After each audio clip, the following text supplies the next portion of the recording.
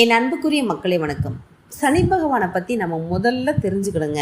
சனி பகவான் என்பவர் யார், அவருடைய வேலை என்ன, இது எல்லாம் நம்ம தெரிஞ்சுக்கிட்டாவே அவர் மேலே இருக்கக்கூடிய ஒரு பயம் அப்படிங்கிறது தவறான பயம் அப்படிங்கிறது நம்மளை விட்டு போயிடும்.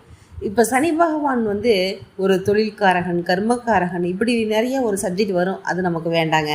இப்போ சனி பகவான் நம்மளுடைய ஜாதக கட்டங்களில் இப்போ ரீசனாக பார்த்திங்கன்னா சிம்ம லக்னமும் சிம்ம ராசி கன்னியெல்லாம் பார்த்திங்கன்னா கால் சம்மந்தமான பிரச்சனைகளை இப்போ மாட்டிக்கிட்டு இருக்காங்க. கால் வலி அதிகமாக இருந்துகிட்ருக்கோம். இதுவும் நம்ம அப்புறமா பார்க்கலாங்க.